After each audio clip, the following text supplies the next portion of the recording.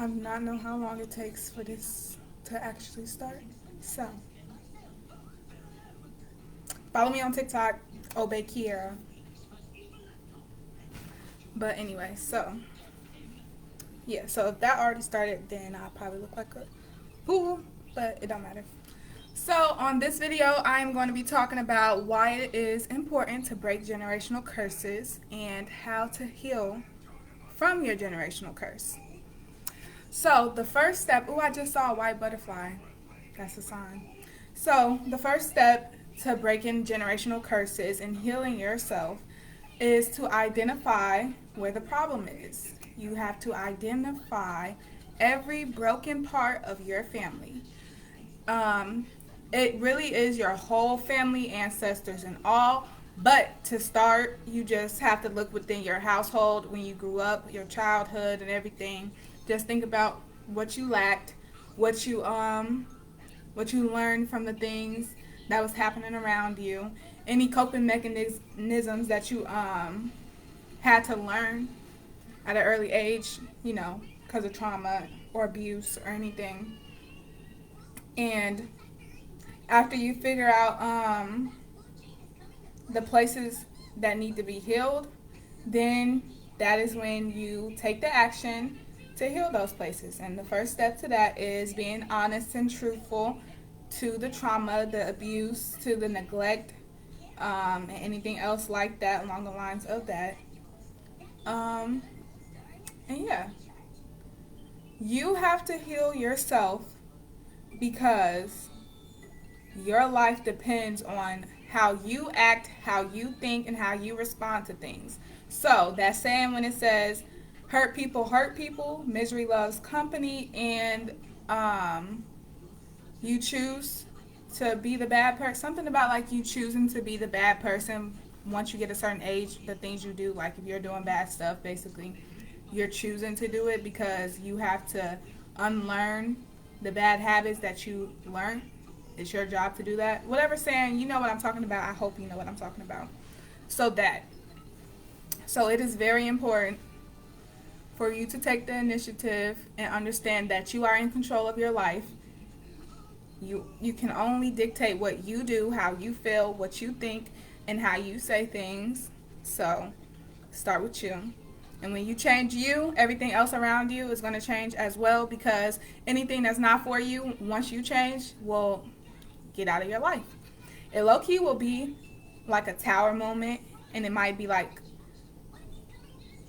traumatizing if you wasn't good with yourself. But once you're good with yourself, tower moments are not traumatizing. They're lessons learned, and it's going to make you a better person. It's going to make you stronger because it doesn't kill you. So personally, one of the first things that I realized that I had to heal from was how I received love and how I perceived love and the techniques of loving, because everyone has their own love language and everyone accepts their own love language. So someone might think that they love you, or they might actually love you, and you might think that they don't love you, or they actually might not love you. But really, it could just be that you guys have two different love languages. So like examples of love language is either physical touch, you like physical touch as your love language, gift giving or gift receiving as your love language, doing helpful things for people without wanting anything in return, that's a love language, and anything along the lines of that, that's a love language.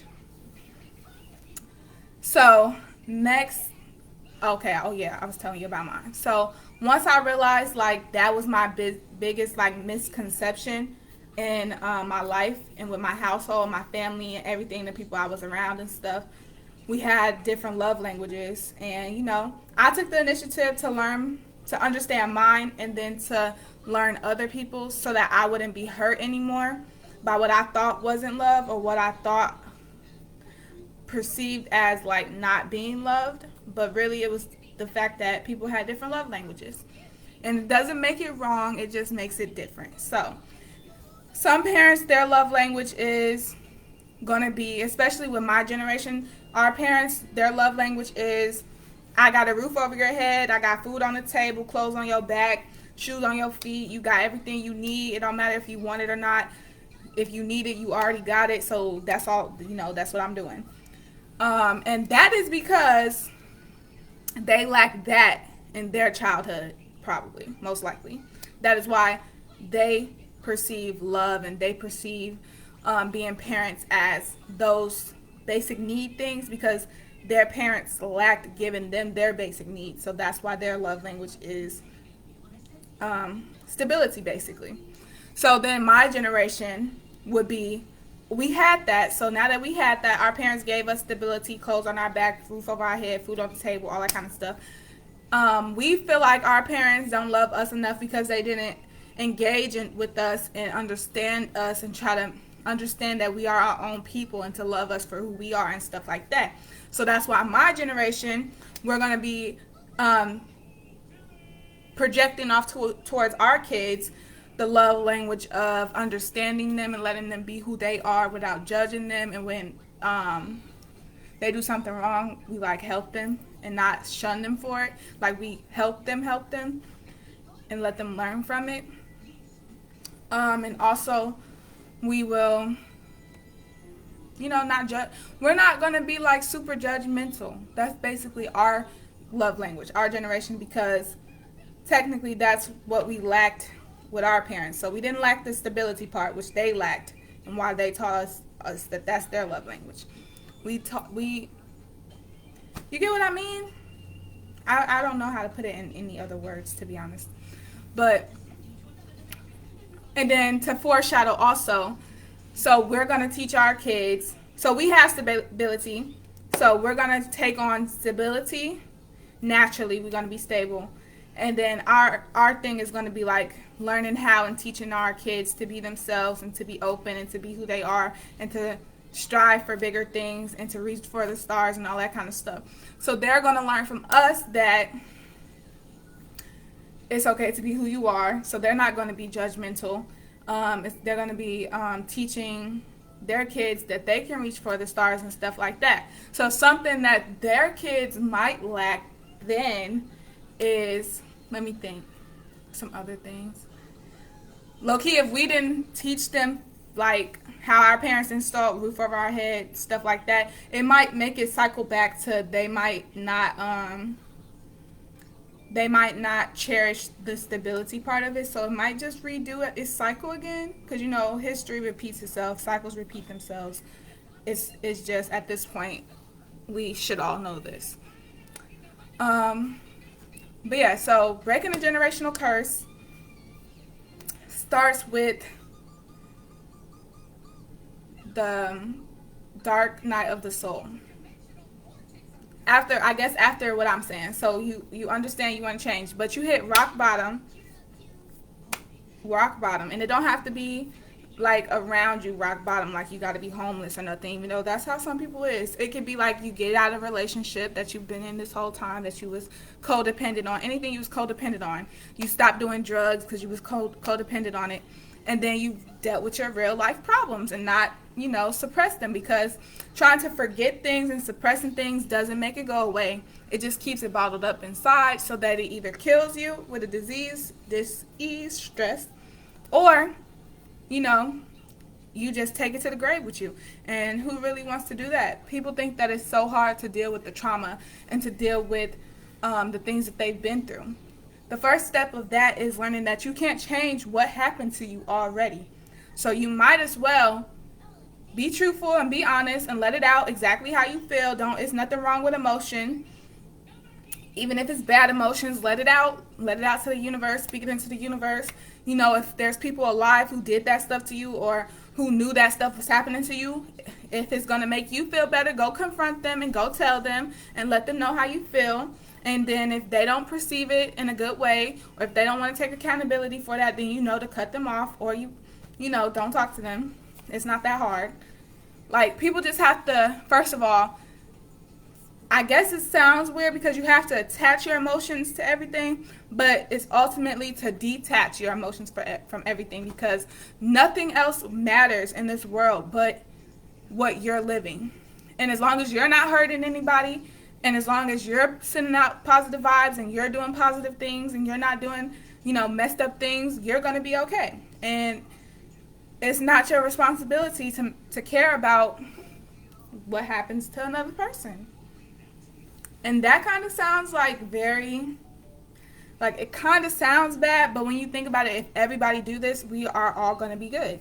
So everybody's taking care of themselves. Everybody is mentally, physically, psychologically, all of the stuff. They're all good. Like, they're taking care of themselves and they're okay with themselves.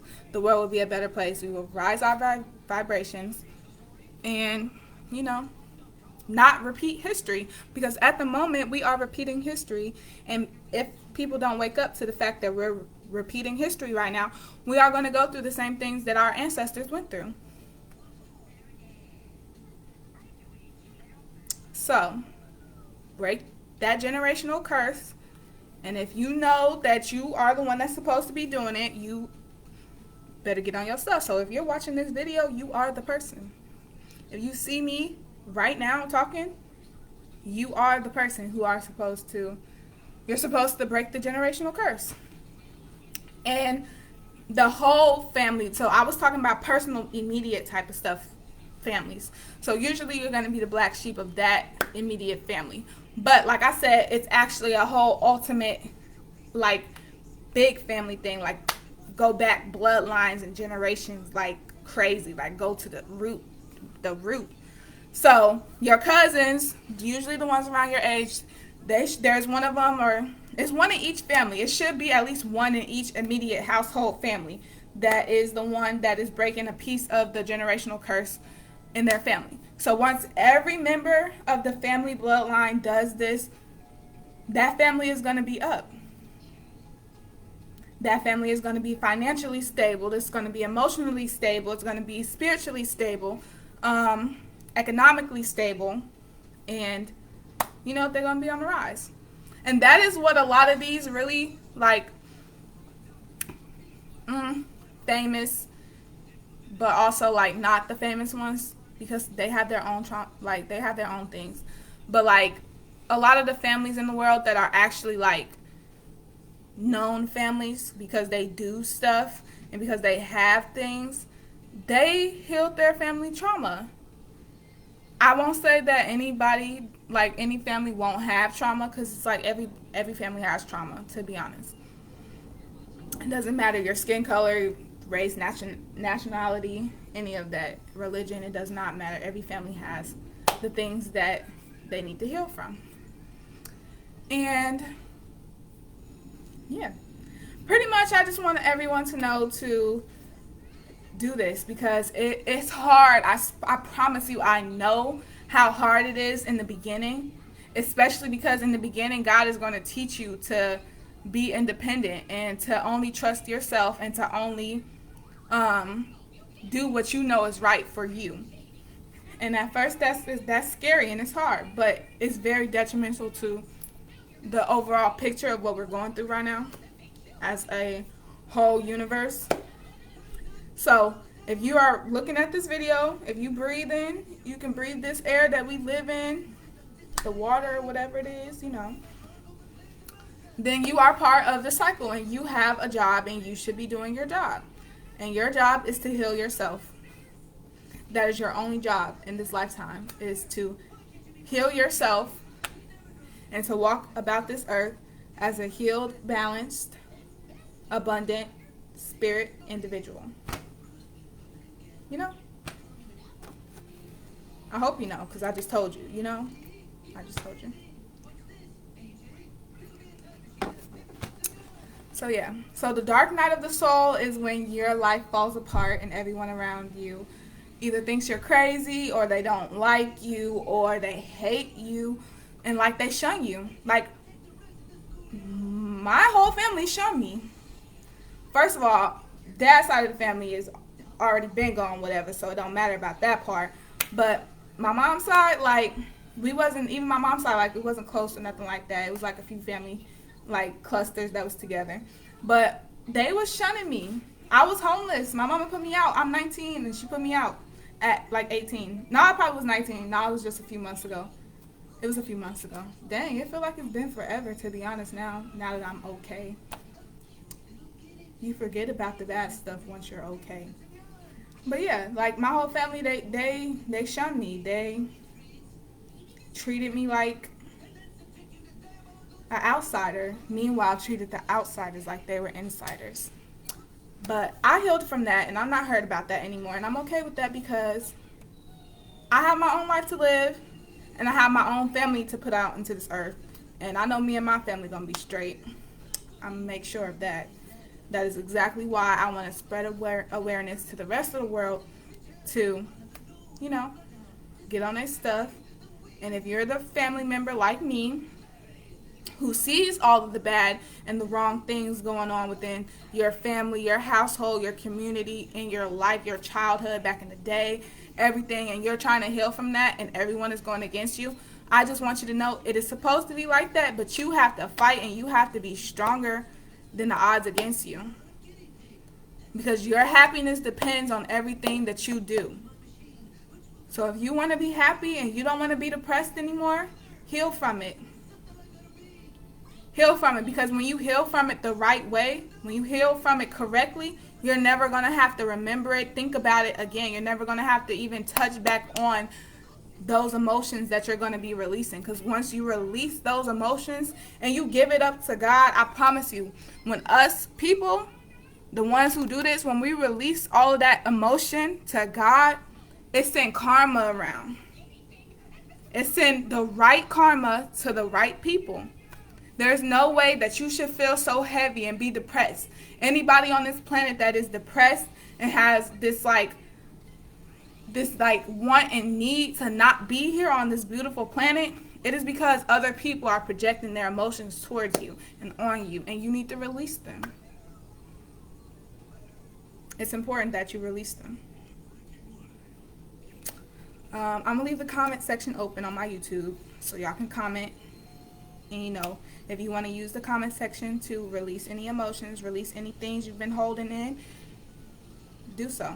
There's no judgment, not from me anyway. And if anybody come on there judging, we going to kick them out, because we ain't doing that. We healing and we becoming better people, and we rising our vibrations so that the future and our kids can be better. We cut out all toxic people, no matter who they might be, who you might think they are to you, because the future is, the sky is the limit. Like it's no limit to what we are capable of. And once you heal from everything you need to heal from, you're going to realize that you're not going to be scared to do anything anymore. You're not going to have social anxiety. You're not going to have depression. You're not going to have any of those so-called mental illnesses, because those aren't mental illnesses. They're mental stressors from the past pulling you back, because we are living in the present moment. And if you're not in the present moment, then you're in the wrong moment. You can't be in the past, and you can't be trying to think about the future too much either, because we're in the present moment. You miss out on the present moment trying to do all of those other things. And the past is only going to, the past is dead, right? So think about that.